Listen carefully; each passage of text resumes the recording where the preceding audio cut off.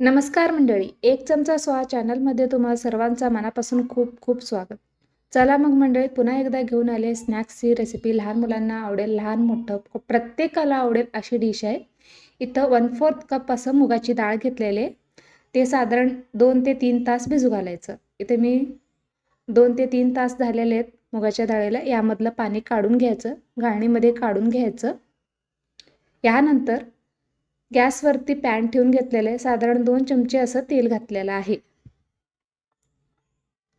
खूप जास्त तेल घालायचं नाही आहे.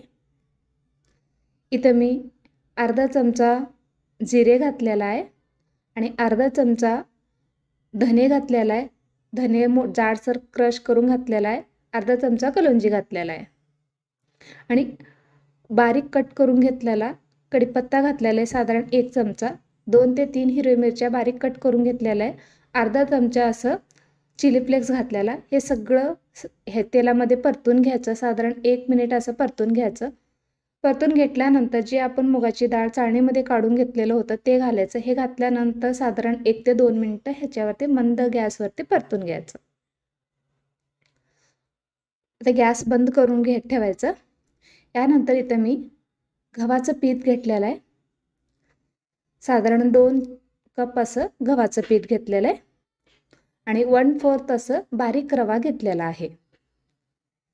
तुम्ही बघू शकता एकदम बारीक रवा घेतलेला आहे.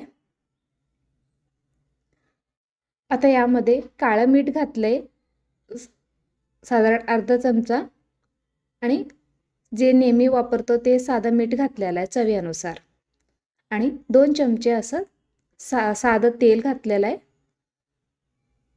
तेलाला काही गरम केलं ना वगैरे नाही आहे, साधं तेल घातलेलं आहे. त्यामध्ये हे फ्राय करून घेतलेलं मुगाची डाळ ह्यामध्ये घालायचं.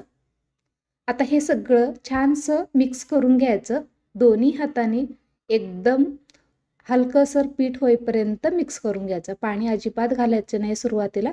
एका हाताने किंवा दोन्ही हाताने छानसर क्रश करून घ्यायचं. सगळं मिक्स व्हायला पाहिजे, एकजीव होईपर्यंत मिक्स करायचं. अशा पद्धतीने दोन्ही हाताने ह्याला चोळून चोळून मिक्स करून घ्यायचं. तुम्ही हे लहान मुलांना टिफिनसाठी देण्यासाठी एकदम उत्तम पर्याय आहे. अगदी थोडंसं पाव चमचा असं मी हळद घातलेलं आहे. असं मुष्टी होईपर्यंत ह्याला चोळून घ्यायचं.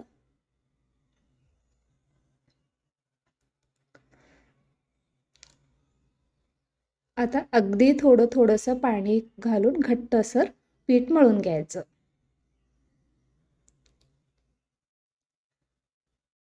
तुम्ही चहासोबत मोठ्यांना सुद्धा आवडेल अशी रेसिपी आहे. साधारण मुलं हट्ट करतात, हे पाहिजे ते पाहिजे. टिफिनमध्ये स्नॅक्सच्या टिफिनमध्ये हे तुम्ही देऊ शकता.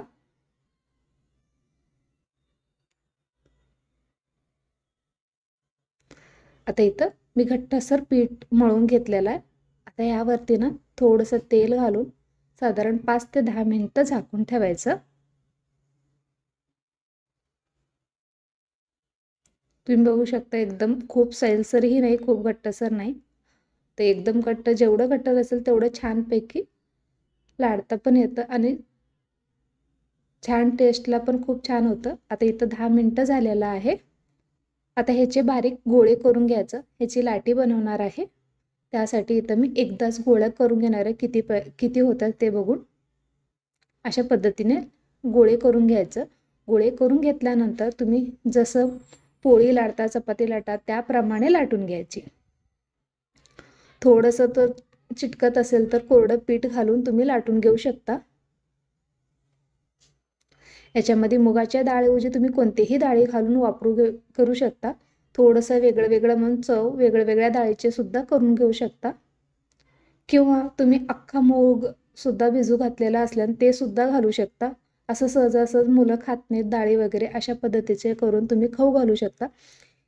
इथं मी एक बारीक डब्याचं झाकणं घेऊन गोल आकार दिलेला आहे. अशाच पद्धतीने सगळं पुऱ्या लाटून मोठी लाटी लाटून आणि त्यामधलं असं झाकणाने पुरीच्या साच्याने साचा करून सगळे अशाच पद्धतीनं करून घ्यायचं.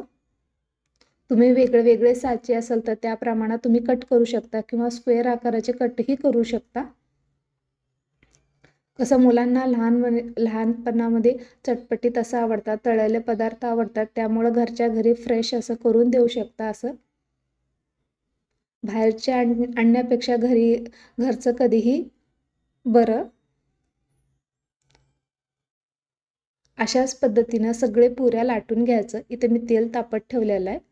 एकदम बारीक तेलावरती एकदम कलर चेंज होईपर्यंत बारीक गॅसवरती तळायचं. मोठ्या गॅसवरती तळलं ना एकदम मऊ पडतात. असं बारीक गॅसवरती थोडंसं वेळ लागतं, मग तर एकदम चवीला अप्रतिम असं लागतात. लहान मुलांना तर खूप आवडतात. टिफिनमध्ये स्नॅक्स रेसिपी देण्यासाठी कधी चपाती किंवा आणि थोडंसं 1-2 हे जरी दिलं ना एकदम आवडीनं खातात मुलं. किंवा संध्याकाळी आले ना कधी अभ्यास करत चटपटीत असं खावंसं वाटतं, त्या टाईमला सुद्धा तुम्ही देऊ शकता. मोठ्यांना हे आवडेल अशी डिश आहे. थोडंसं कलर चेंज होईपर्यंत तळून घ्यायचं. थोडंसं लालसरपणा झालं ना मग काढून घ्यायचं. अशाच पद्धतीनं सगळे पुऱ्या करून घ्यायचे आणि तळून घ्यायचं.